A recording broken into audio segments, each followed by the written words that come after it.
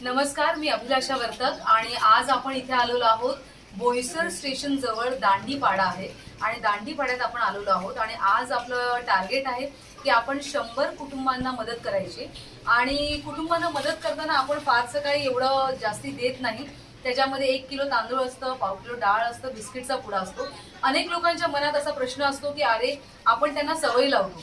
पण मला तुम्हाला एक प्रश्न विचारायचा आहे की एवढीशा धान्यानी किती दिवस एखादा माणूस राहू शकतो. तर त्याला फार तर फार आपण एक दिवसासाठी 5 जण 2 टायमाचं जेवण जेवू शकतो.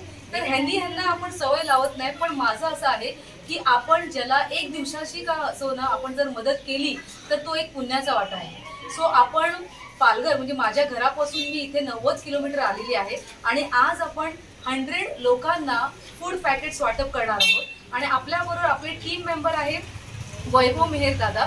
सो मी इकडचं जे आहे बोईसरचं ते सगळं हँडल करतात.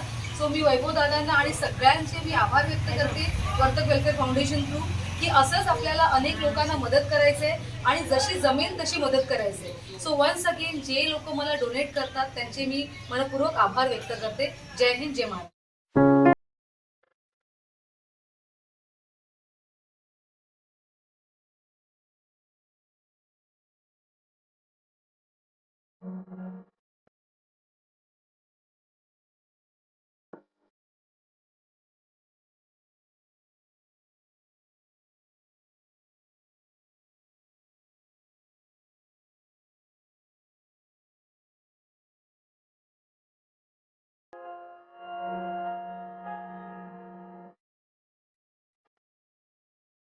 मगाशी आम्ही दांडी गावात होतो आणि आता उचेडी पाड्यात आलेलो आहोत.